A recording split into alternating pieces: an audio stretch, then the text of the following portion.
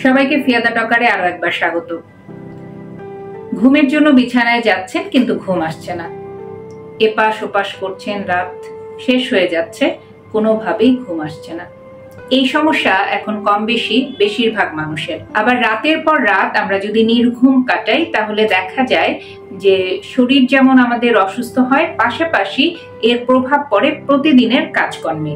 আপনার মেজাজ খিটখিটে হয়ে যায়, আপনার ড্রাউজি ভাব থাকে, আপনার কোনো কাজে মনোযোগ আসে না। এই সমস্যাগুলো নিয়েই আপনার সারা দিনটা চলতে হয়, নানান কাজে ব্যস্ত হতে হয়। কিন্তু এর তো সমাধান দরকার। আমরা সমাধান হয়তো অনেক সময় খুঁজি, অনেক সময় ডক্টরের কাছে যাই, কিন্তু আবার দেখা যায় সব সময় হয়তো ডাক্তারের শরণাপন্ন হওয়া সময় হয়ে ওঠে না বা সম্ভব হয়ে ওঠে না। সেক্ষেত্রে বিশেষজ্ঞদের কিছু কিছু বিষয় যদি আমরা মেনে চলি তাহলেও কিন্তু আমাদের এই রাতে ঘুম না হওয়া, এই খারাপ অভ্যাস থেকে আমরা বের হয়ে আসতে পারি। বিশেষজ্ঞদের কিছু বিষয় যদি আমরা মেনে চলি, পাশাপাশি আমাদের কিছু বদ অভ্যাস যদি পরিবর্তন করতে পারি, তাহলেও কিন্তু এই যে রাত যে নির্ঘুম কাটানো, এর থেকে আমরা বেরিয়ে আসতে পারি। যে কোনো সমস্যার সমাধান জানাটা জরুরি, তাই চলুন কিছুটা হলেও জেনে নেই যে রাতে ঘুম না আসলে অন্তত ঘরোয়া কি কি কাজ করলে তার মধ্যে দিয়ে ঘুম চলে আসতে পারে।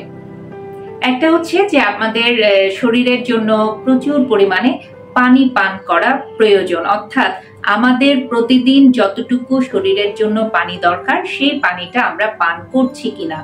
যখন আমার শরীরে পর্যাপ্ত পরিমাণের পানি প্রয়োজন হবে, অর্থাৎ সেই পরিমাণ পানি আমি খাচ্ছি না, তখন কিন্তু আমাদের ডিহাইড্রেশন হবে। আর এই ডিহাইড্রেশন থেকেও অনেক সময় রাতে ঘুমটা ঠিকভাবে আসে না বা ঘুমটা ঠিকভাবে হয় না। বিশেষজ্ঞরা বলে থাকেন যে ডিহাইড্রেশন অর্থাৎ আপনার শরীরে যে পরিমাণ পানি দরকার সেই পানিটা আপনি পান করছেন কিনা, এই ডিহাইড্রেশনের ফলেও রাতে ঘুমে সমস্যা হতে পারে।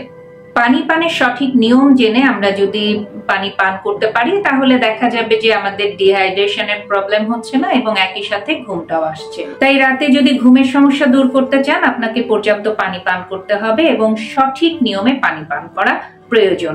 একজন পূর্ণবয়স্ক মানুষের ঠিক কতটুকু পানি পান করা উচিত সেই পরিমাণে আপনার পানিটা নিয়মিত পান করতে হবে। বিশেষজ্ঞদের মতে অন্তত পক্ষে প্রতিদিন প্রাপ্তবয়স্ক মানুষের জন্য 8 থেকে 10 গ্লাস পানি পান করা জরুরি। তো পানি যদি আপনি নিয়মিত পান করেন, সেখান থেকেও আপনার পানি শূন্যতার ঘাটতিটা দেখা যাবে না এবং একই সাথে রাতে ঘুমের সমস্যাও অনেকটাই দূর হবে। ঘুম আসার ঘরোয়া একটি উপায় হচ্ছে নিয়মিত শাওয়ার নেওয়া, অর্থাৎ গোসল করা।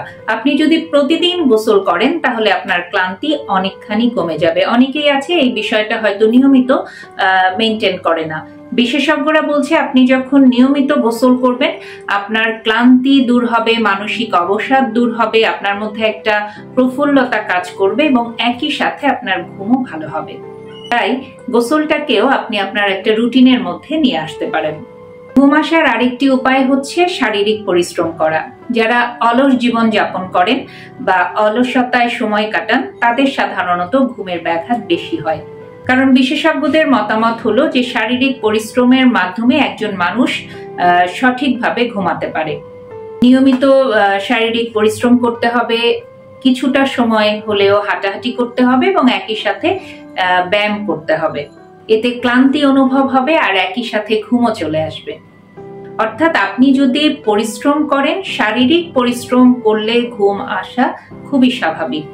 আপনি অলস সময় কাটালে আপনার ক্লান্তি বোধ হবে না, ঘুমও আসবে না। কিন্তু আপনি যদি পরিশ্রম করেন, আপনি ক্লান্ত থাকেন, ঘুম অটোমেটিক চলে আসবে। ঘুম আসার ঘরোয়া আরেকটি উপায়ের মধ্যে হচ্ছে ফোন থেকে নিজেকে দূরে রাখুন। শুধু ফোনের স্ক্রিন না, টিভি, ল্যাপটপ। কারণ রাত জেগে যখন অনেক বেশি টিভি দেখা হয়, ল্যাপটপে কাজ করা হয়, ফোন দেখা হয়, তখন সাধারণত আপনার ঘুমের টাইমটা কমে আসে এবং আপনি যখন বেশি রাতে স্ক্রিন দেখার পরপরই বিছানায় ঘুমাতে যাচ্ছেন তখন কিন্তু ঘুম আসছে না। কারণ ওই যে ফোনের নীলচে আলো, সেটা আপনার ঘুমের উপর একটা প্রভাব ফেলছে এবং অনেকক্ষণ স্ক্রিনে থাকার কারণে আপনার মস্তিষ্ক ওই স্ক্রিনের মধ্যে আটকে থাকছে। বিশেষজ্ঞদের মতামত হচ্ছে অন্তত ঘুমানোর 2 ঘন্টা আগে আপনি মোবাইল স্ক্রিন থেকে নিজেকে দূরে রাখুন। সুস্থ থাকতে হবে, বেঁচে থাকতে হবে, কাজ করতে হবে। তাই ঘুমানো আমাদের খুব জরুরি। ঘুমই পারে একটা মানুষকে সুস্থ রাখতে। সুস্থ থাকতে গেলে আমাদের ঘুমাতে হবে, আর ঘুমাতে হলে কিছু নিয়ম অবশ্যই মেনে চলতে হবে।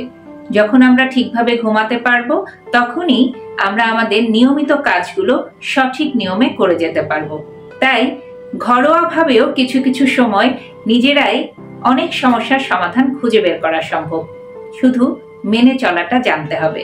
ভালো থাকবেন সবাই। আবারও নতুন কোনো বিষয় নিয়ে খুব দ্রুত ফিরে আসবো। চোখ রাখবেন ফিয়াদা টকারে।